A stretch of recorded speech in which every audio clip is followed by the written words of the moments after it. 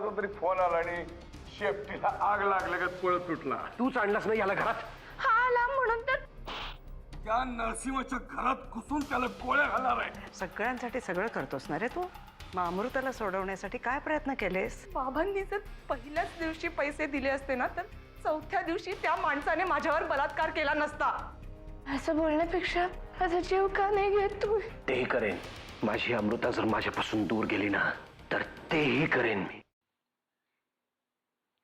ताई, काय चाललंय घरात? मला सांग ना. ए ताई. काय? काही नाही. भाऊजींनी आर्यन दादाला घरातून बाहेर का काढलं? तू ड्रेस घालून त्याला भेटायला गेली होती म्हणून ते चिडले का? मी त्यांना जाऊन सांगतो की ती आयडिया माझी होती म्हणून. नाही नाही गण्या, तू बोलून आणखीन काही वाढवू नकोस बाबा. आणि तुला माहितीये ड्रेस घातलेला त्यांना चालतो. मग नक्की काय झालंय? काही नाही. 4 दिवस झाले तू आणि आत्याबाई मला अमृताताईच्या खोली जाऊ देत नाहीये. तुला जायचं असेल तर जा आता. मग आधी का अडवत होतीस? अरे ते आता तू एकटीच रडत बसल्यावर मी काय समजायचं? तुला काय करायचंय रे समजून? पोलीस मोठ्यांच्या गोष्टीमध्ये लक्ष घालू नकोस. का लक्ष नको घालू? आता मी रडत बसलो असतो तर तू मला विचारायला आली असतीस ना. आणि मी समजा सांगितलं असतं की काही नाही झालंय तर तू माझं ऐकलं असतंस का? मी तुला रडताना नाही बघू शकत ताई. काही नाही रे, आई बाबांची आठवण येत होती म्हणून. ताई, आता मी इतका लहान नाही राहिलो की तू काही सांगशील आणि मी ऐकून घेईन. ठीक आहे, तुला सांगायचं नसेल तर नको सांगूस. मी आपलं काय ते समजून घेईन. नाही गण्या, अरे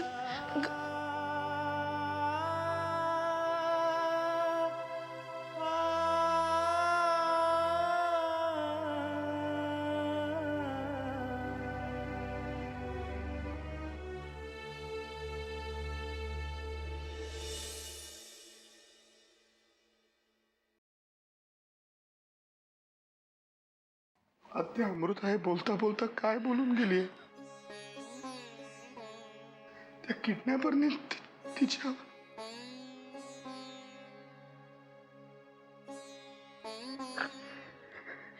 खरंय का आत्या?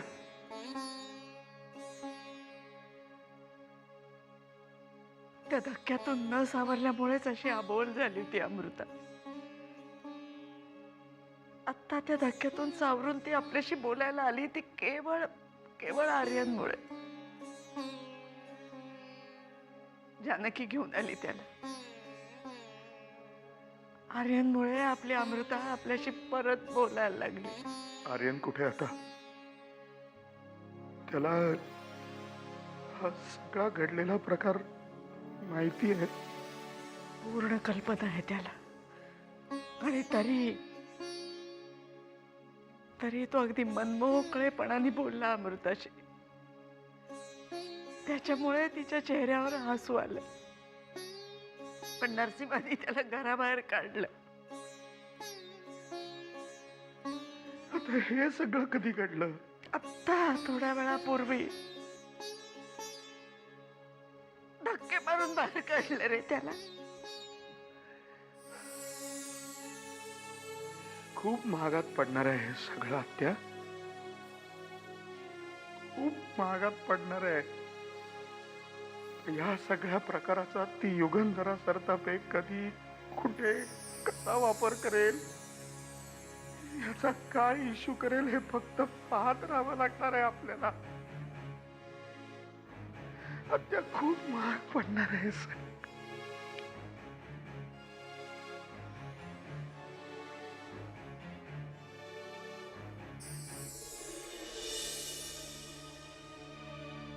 निघ इथून, नाही तर धक्के मारून बाहेर काढीन. आता गोळ्या घालीन मी तुला. चले चल. निघ.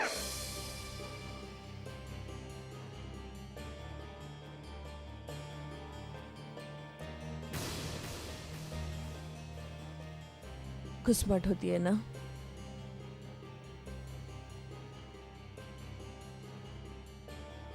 मनात एखादी गोष्ट दाबून ठेवली, कुणालाही सांगितली नाही ना की अशीच घुसमट होते. त्यामुळे मनात जे काही आहे ना ते सांगून टाकावं. मन मोकळं होतं. माझ्या मनात काहीही चाललेलं नाहीये. नरसिंहाच्या घरात नेमकं काय झालं आर्यन?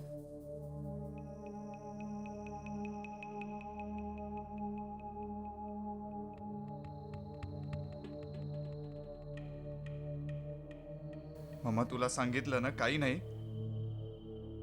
मी फक्त अमृताला भेटायला गेलो होतो. जना माझ्याशी खोटं बोलणार नाही. आणि तो म्हणाला की तुझे आणि नरसिंहाचे वाद झालेत. मम्मा मी तुला सांगितलं ना, काहीही घडलं नाहीये असं. आणि आर्यन मी समजू शकते. जना मगाशी चिडला होता म्हणून तुझ्यासमोर काही बोलला नाहीस. पण आता माझ्याशी तरी बोल. माझ्यापासून का गोष्टी लपवून ठेवतोयस? मम्मा मी तुला सांगितलं ना, मी तुझ्यापासून काहीही लपवत नाहीये. तिकडे फक्त अमृताला भेटायला गेलो होतो. कारण काय झालं अमृताला?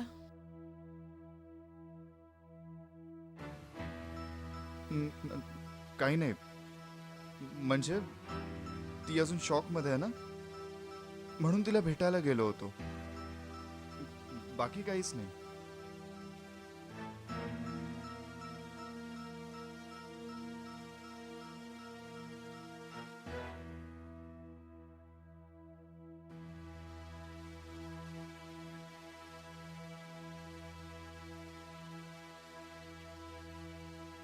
आर्यन मी निर्णय घेतलाय. पुढच्या शिक्षणासाठी तू युकेला जातोयस. व्हॉट? मम्मा हे काय आता नवीनच? हे बघ मम्मा, मी तुला सोडून कुठेही जाणार नाही, आत्ताच सांगतो. मी तुला विचारलेलंच नाहीये. मी निर्णय घेतलाय, तो तुला सांगितला.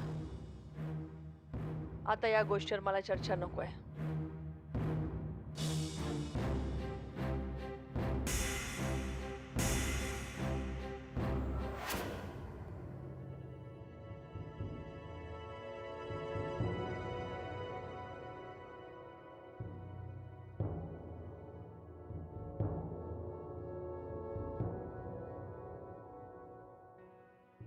अमृता, मला थोडंसं बोलायचंय तुझ्याशी अमृता. मला काहीही बोलायचं नाहीये. हे सगळं काय चालवलंयस तू अमृता? माझ्या या अवस्थेला दोनच माणसं कारणीभूत आहेत. एक तो ज्याने मला पळवून नेलं, आणि एक तो जो माझ्या अपहरणाचा तमाशा बघत राहिला. त्यातला एक तर मेला आणि एक माझ्या समोर उभा आहे. का बोलू मी त्याच्याशी? अमृता, फाशीची शिक्षा दिलेल्या खुन्यालाही त्याची बाजू मांडण्याची संधी दिली जाते. तू माझं ऐकून तर घेशील? तुमचा गुन्हा एखाद्या खुन्यापेक्षा सुद्धा जास्त मोठा आहे. त्यामुळे मला काहीही ऐकायचं नाहीये.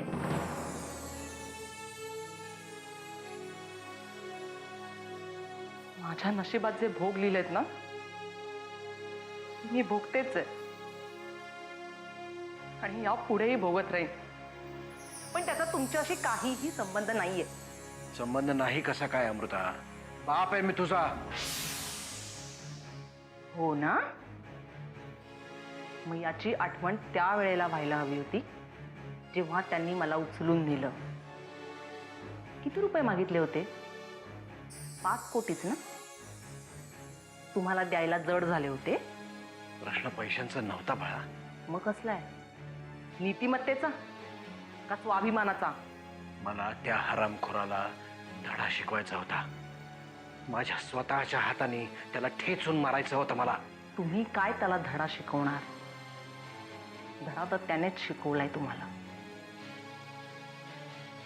आयुष्यभर लक्षात राहील असा.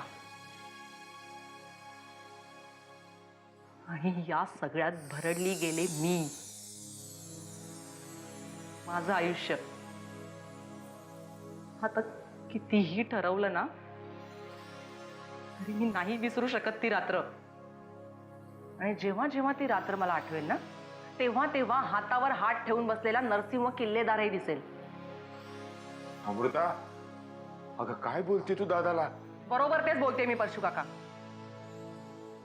जीवावर उदार होऊन तू मला वाचवलेस आणि त्यासाठी मी वाटेल ते करेन, पण या माणसाशी एक शब्दही बोलणार नाही.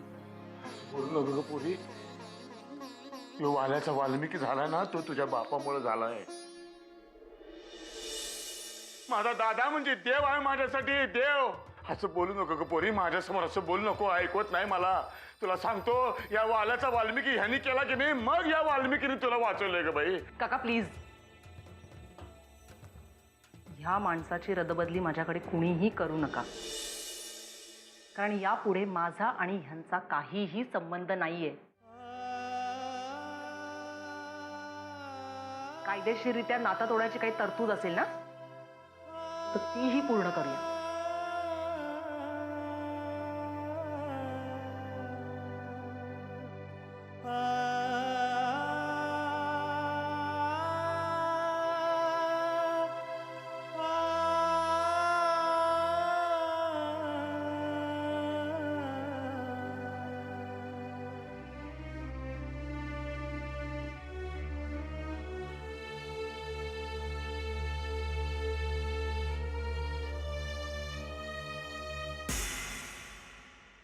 मायला इंडिया, तुझा आता जाता यो पराक्रम बी करून गेलास वे.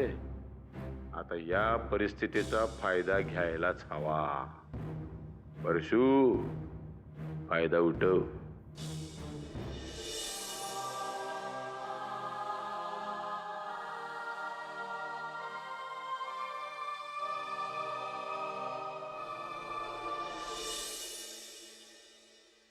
युगंधरे, मी असं ऐकलंय की तू म्हणे आर्यन बाबाला फॉरेनला पाठवतेस शिक्षणासाठी. का तुझी काही हरकत आहे? माझी हरकत जाऊ दे ग, पण मला एक सांग, हे खूळ तुझ्या डोक्यात कुठनं आलं?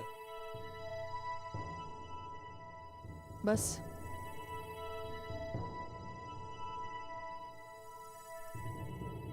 अगं मी काय विचारतोय, हे खूळ तुझ्या डोक्यात आलं कुठून? कारण आज सकाळी जे काही झालं ते पाहिल्यानंतर मला असं वाटतं की आर्यन इथे राहिला तर विनाकारण तो माझ्या आणि नरसिंहाच्या भांडणात ओढला जाईल. काय हरकत आहे ग? तुझा वाद तो त्याचा वाद नाही होय? नाही, मी पुन्हा पुन्हा सांगते तुला जना, नरसिंह हा काही साधा सुद्धा खेळाडू नाहीये. आणि नुकत्याच मिसरूड फुटलेल्या आर्यन सारख्या मुलाला नरसिंह नावाचं वादळ झेपायचं नाही. ते आता वादळ नाही राहिले, त्या वादळाची झुळूक झाली. काय कामाचा राहिला नाही तो नरसिंह. घरातल्या छोट्या मोठ्या कुरबुरीने तो वैतागलाय हे खरंय, पण जेव्हा बाहेरच्यांशी लढण्याची वेळ येईल ना, तेव्हा तो पुन्हा पहिल्यासारखा आक्रमक होईल. काही म्हणजं ना, आर्यन माझ्यापासून लांब होता तेच बरं होतं. मी असं ऐकलंय की कर्व एक बातमी घेऊन आला होता हैलेबाईकडून, आणि तू ती छापायला नकार दिलास. गल्लत करतोयस तुझा ना. जसं मला आर्यनला या प्रकरणात ओढायचं नाही ना, तसंच मला अमृतापर्यंत या भांडणाची धग पोचू द्यायची नाहीये. राहिला प्रश्न नरसिंहाला संपवण्याचा, तर त्याला संपवण्याचे माझ्याकडे अनेक मार्ग आहेत.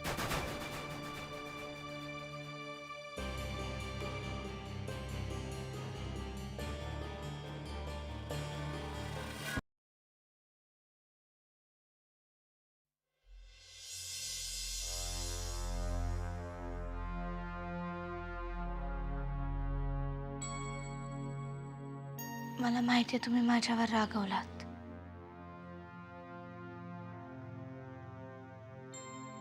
पण माझ्यावरचा राग स्वतःवर नका काढूत. जेवून घ्या.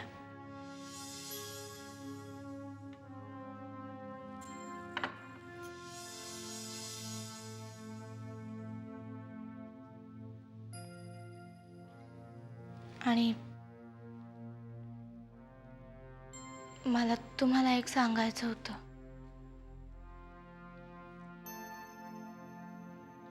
मी रमावतीला चाललीये. परत कधीच तुम्हाला त्रास द्यायला नाही येणार.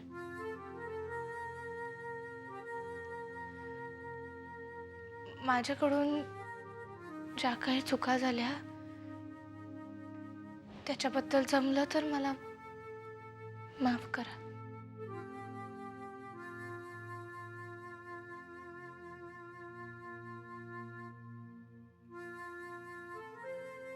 तू काय मला दूध खुळा समजलीस? हे असं काहीतरी इमोशनल ब्लॅकमेल करशील आणि मी लगेच तुझ्या कह्यात येईन, तुला थांबवेन, घर सोडून जाऊ नकोस असं म्हणेन, तर तसं काही होणार नाही. मला माहिती असं काही होणार नाहीये. आणि असं काही व्हावं अशी माझी इच्छा पण नाहीये. खरं तर या क्षणाला मरण आलं तर बरं होईल असं वाटतंय मला. ते सगळं पाठ आहे का मला? घर सोडून जाते या धमकीचा परिणाम नाही झाला की मग जीव देईन ही धमकी. ही धमकी नाहीये, मनातली इच्छा आहे फक्त. नाही, इच्छा पण नाहीये. एक वंगाळ विचार जो आला आणि निघून पण गेला. मला खूप जगायचंय.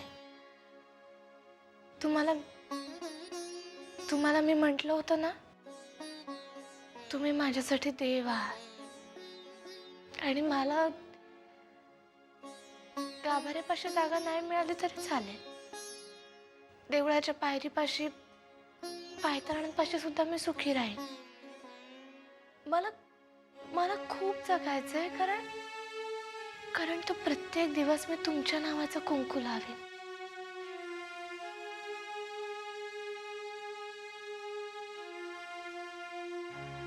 तो अधिकार माझ्यापासून कोणी नाही ना काढून घेऊ शकत. आणि ज्या दिवशी तोही अधिकार माझ्याकडून काढून घ्याल तेव्हा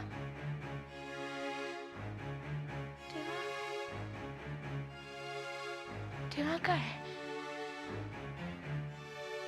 आपोआपच संपेन मी. दिव्यातलं तूप संपल्यावर दिवा आपोआप पेचतो ना. वेगळी फुंकर मारून नाही विझवावा लागत.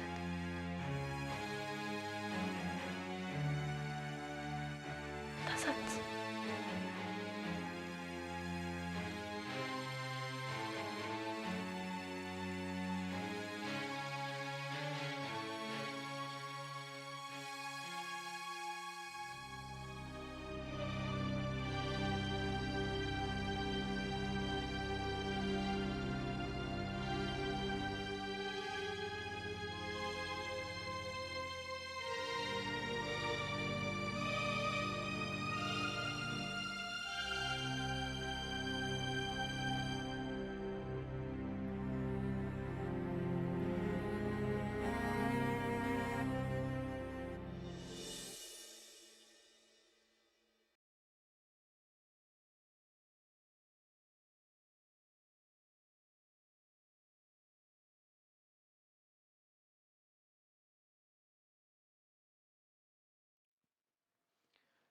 जानकी,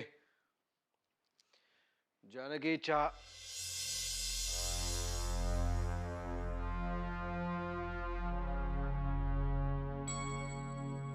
मी रमावतीला चाललीये. परत कधीच तुम्हाला त्रास द्यायला नाही येणार. माझ्याकडून ज्या काही चुका झाल्या त्याच्याबद्दल जमलं तर मला माफ करा. तुम्ही माझ्यासाठी देव आहात. आणि मला गाभाऱ्यापाशी जागा नाही मिळाली तरी चालेल. देवळाच्या पायरीपाशी पायतरणांपाशी सुद्धा मी सुखी राहीन.